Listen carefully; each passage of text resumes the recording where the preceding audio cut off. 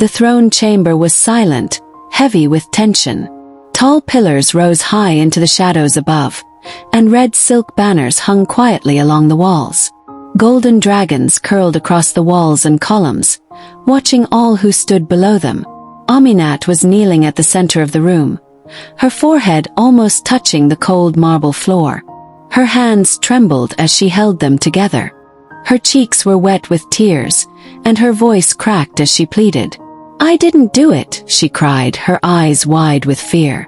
"I swear I didn't send anyone to harm the emperor. I am only a girl from the Qi household. I don't know anything. Please believe me." Behind her, the emperor sat high upon his throne, dressed in gold robes. His face was stern and unreadable. The chiefs stood in rows on both sides, their robes dark and their eyes cold. Some whispered among themselves. Others only stared. Aminat's heart pounded. Her chest ached from crying. She felt so small, so alone, as if the whole world had turned against her. Suddenly there was a sound of footsteps. She lifted her head just in time to see a tall man step forward from the line of chiefs. It was her father, Mr. Qi. For a moment, hope flickered in her chest. She thought he had come to defend her. But then, without a word, he raised his hand and struck her hard across the face. The sound echoed in the great hall. Aminat gasped, falling to the side. Her cheek burned, and the pain shocked her more than the hit itself. "Never speak my name again," Mr. Qi said coldly, looking down at her like she was a stranger. "You are no daughter of mine." Aminat's body shook as she wept, curling in on herself. Her heart broke into 1,000 pieces. The man who had raised her, the man she once loved and respected, had turned against her in front of everyone. "No!" a deep voice shouted. All heads turned. It was Prince Sung. He stepped forward quickly, his face full of anger. His eyes burned as he glared at Mr. Qi. "She is your daughter," he shouted. "How can you do this to her? How can you stand there and act like you don't know her? If you ever touch her again, I will not forgive you." Mr. Qi stepped back slightly, surprised by the prince's rage. Though he tried to stay calm on the outside, his fingers curled nervously at his side. The emperor raised his hand and slammed it hard on the armrest of his throne. The loud thud made everyone freeze. "Enough!" the emperor shouted. His voice was like thunder. The room went still. He turned his gaze to Aminat, who was still on the floor, crying. His voice was quieter now but strong. "Do you have any proof?" he asked. "Do you have anything that shows you are innocent?" Aminat could not answer. Her lips moved, but no words came out. She was too broken, too scared. But then Prince Sung stepped forward again. "If it's proof you want," he said boldly, "then I'll give it to you." The prince looked around the room, and then his eyes landed on Mr. Qi. His gaze was sharp. "In 10 days," he said, "I will find the person behind this attack. I will end his life with my own hands." Mr. Qi's face twitched, just slightly. Fear flashed in his eyes, but he hid it quickly and stood still. The emperor watched them both for a moment. Then he nodded slowly. "Very well," he said. "Aminat may return to her room. We will wait." Prince Sung went to her side and helped her up gently. Her legs were weak, and she leaned on him for support. As they left the chamber, the eyes of many followed them, some filled with doubt, others with quiet curiosity. Back in their room, Aminat sat on the edge of the bed. Her face was pale, her cheeks still red from the slap. "How are you going to find who did it?" she asked softly. Her voice was tired, but there was a small spark of hope inside her. Prince Sung knelt in front of her, took her hands in his, and gave a small smile. "I will find the truth," he said. "I won't let you suffer for something you didn't do. I promise." Tears filled her eyes again, but this time they were softer. "Thank you," she whispered. He wrapped his arms around her gently. "You once took a knife for me," he said quietly. "No one else would have done that. Now it's my turn to protect you." And with that, the investigation began. Prince Sung ordered his most loyal men to watch the Qi household carefully. Every movement, every visitor, every letter, it was all reported to him. But even while he searched for the truth, he did not forget Aminat. Each day he visited her.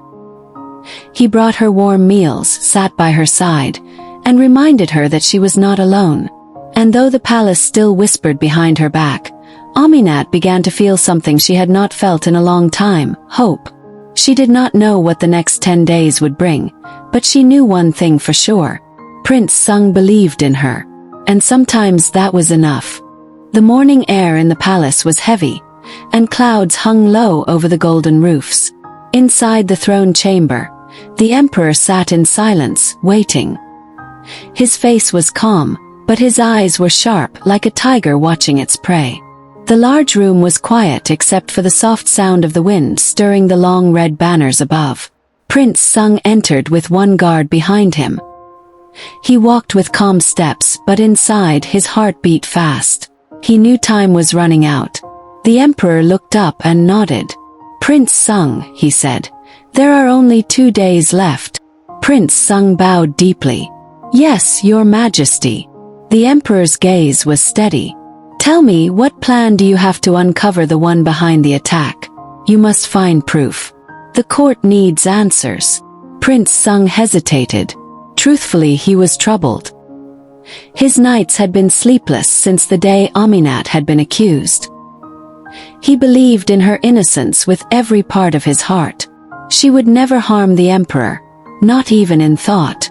But belief wasn't enough, not here. In the palace, truth needed proof, not feelings. "I believe Mr. Qi is behind this," Prince Sung said quietly, "but I haven't yet found a way to prove it." The emperor sighed, looking older than before. "I trust Aminat," he said. "But trust cannot silence the court. Everyone points fingers at her. She needs something more than tears. She needs proof to clear her name." Prince Sung bowed again. "Then I will find it," he promised. "No matter what, I will not let her suffer for something she did not do." When Prince Sung left the chamber, his thoughts spun in his head like a wheel. Sending his men to watch Mr. Qi had brought no results. Every move had been too quiet, too clean. Suddenly an idea came to him. "Why watch from afar," he whispered, "when I can face him directly?" Without wasting time, Prince Sung mounted his horse and rode with 2 guards toward Mr. Qi's estate. The wind pulled at their robes as they moved through the quiet morning streets. When they arrived at the Qi household, the place seemed off. It was too quiet. No servants were sweeping the yard. No workers could be heard. The windows were shut, the air still. Prince Sung stepped off his horse and walked toward the main house. Then, from the side of the building, a figure stepped out. He wore a long black robe, and a silk cloth covered the lower half of his face. His eyes were sharp, quick. Prince Sung stopped at once. "Who are you?" he asked. The man didn't answer. He took one step back, then another. "Stop!" Prince Sung ordered. But the man suddenly lunged forward and shoved the prince hard before turning to run. "Catch him!" shouted the guards. The man ran toward the gate, but more guards were already waiting outside. They grabbed him by the arms and dragged him to the ground. Just then Mr. Qi came out from the house. His face twisted into an expression of surprise. "What is going on here?" he asked, walking down the steps. "Who is this man?" "You tell me," Prince Sung said, brushing dust from his robe. Mr. Qi laughed nervously. "A thief, perhaps, trying to steal from my home." Prince Sung said nothing. His eyes were locked on Mr. Qi, and inside, he felt his anger rise. How low will he sink? Without another word, Prince Sung ordered the man to be taken to the palace. The next morning, the throne chamber was filled. The chiefs stood in rows. The emperor sat tall on his golden seat. At the side, Aminat stood beside Prince Sung, her hands folded in front of her, her face pale. Everyone watched her, but she held her chin up. She trusted Sung. The doors opened, and the man in black was brought in. His face was uncovered now. He looked down, but his hands were bound tightly. Prince Sung looked at the man's wrist and his heart skipped. Mark. Two. The same symbol that had been seen on the night of the assassination. The same symbol worn by those who had tried to kill the emperor. And Aminat. Who sent you? One of the chiefs asked. The man stayed silent. Prince Sung stepped forward. Speak, he said coldly. If you tell the truth, you may live. If you stay silent, your family will suffer. The man looked up, his lips shaking. But still he said only, I acted alone. Prince Sung's eyes narrowed. You lie. He was about to ask again when something happened. Sudden movement. Gasps echoed in the chamber. Mr. Chi had grabbed a sword from a nearby guard and rushed forward. In one motion, he stabbed the blade into the man's back. Blood poured from the man's mouth as he collapsed. Everyone froze. The sword clattered to the floor. Prince Sung stepped back wide-eyed. What have you done? He shouted. Mr. Chi's face was pale. He was going to escape. I only wanted to stop him. But no one believed him. The emperor stood slowly, his face dark with rage. You have silenced the one man who could tell us the truth, the emperor said, voice shaking with anger. Why would an innocent man do that? Prince Sung stood over the lifeless body of the man in black, his chest heaving as he stared in disbelief. Blood still pooled around the man's back where Mr. Chi's sword had struck. The room was frozen, no one daring to speak first. Sung's hand shot out, grabbing Mr. Chi by the front of his robe. Why? He demanded, voice raw with fury. Why did you kill him? Mr. Chi didn't flinch. His expression was cold and shameless. He was dangerous, he said. He could have attacked again. I did what needed to be done. Prince Sung's grip tightened. No, you silenced him, because he could expose you. Before he could speak further, the emperor rose from his seat. Prince Sung, he said sternly. Enough. But your majesty. I said enough, the emperor repeated. The man is dead. We cannot question a corpse. But we saw the tattoo. The same mark from the assassination attempt. The real killer was caught in Mr. Chi's home. That is enough to clear Lady Aminat's name. Prince Sung's hands slowly released Mr. Chi's robe. His eyes still burned with rage. He turned to Aminat, who had tears in her eyes, tears of both relief and sorrow. The emperor continued, his voice softer now. Aminat is innocent. This matter is closed. Later that evening, Prince Sung led Aminat quietly through the palace halls to his chamber. The tension still clung to him like armor. His jaw was clenched, and his hands remained balled into fists. Inside the room, Aminat gently touched his arm. Sung, she whispered, I know you're angry. He didn't answer at first. He just stared at the floor, his breath shallow. She stepped closer. Please. I know what he did was wrong. But he's still my father. At that, Sung turned, eyes flashing. Don't call him that, he said sharply. Not after today. Her lips trembled. He's all I've ever known.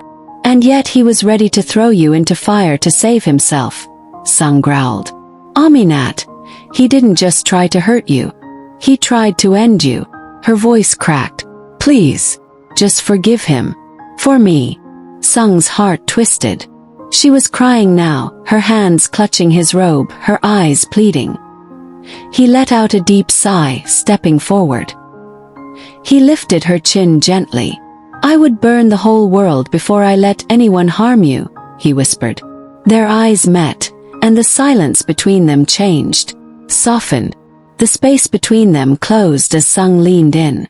Their lips met, slow at first, then deep and passionate. The pain, the fear, the relief, it all poured into the kiss. His arms wrapped around her waist as her fingers tangled in his hair. Her tears melted against his skin.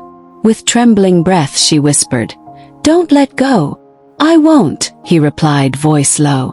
Not ever. They stumbled toward the bed, lips never parting. As Aminat fell back onto the soft sheets, Sung followed, his hands caressing her arms, her waist, her back. She arched toward him, gasping as the fire between them grew. Their bodies moved with a hunger they had denied for too long. That night, the world outside disappeared. All that remained was the echo of their love in the dark. In that blur of touch, breath, and emotion, they found a bond that no betrayal could break. 1 month later, the sun shone brighter than ever. Bells rang throughout Single City. Crowds lined the wide streets, throwing flowers, singing praises, and waving colorful banners. Prince Sung, now King Sung, stood tall in the royal cart, dressed in regal gold and red. His crown shimmered in the sunlight. Beside him, Aminat sat as queen. Her red regalia flowed like fire, and golden ornaments crowned her braids. People bowed and waved. Some smiled. Others only waved because of Sung. Aminat could see it in their eyes. Doubt, whispers, suspicion. She wasn't born royal. She was the daughter of a disgraced man. But she held her head high, her hand in Sung's. He leaned toward her and whispered, "They'll learn to love you just like I did." Her heart warmed at his words. Among the crowd stood Mei Mei, Aminat's stepsister. Her face was stiff, her hands clenched at her sides as the cart rolled past. She didn't wave. She couldn't. Her stomach churned with jealousy. It should have been me, she thought bitterly. I should have been the queen, not her. When she got home, she slammed the door behind her. Her face was red with rage. She tore off her hair ornaments and threw them across the room. Moments later, Mr. Chi entered, his robes dragging along the floor. "What is this noise?" he demanded. Mei Mei turned on him, eyes blazing. She was waving at the people like she belonged there, she shouted. "Aminat, that stupid girl. They made her queen." Mr. Chi said nothing for a long while.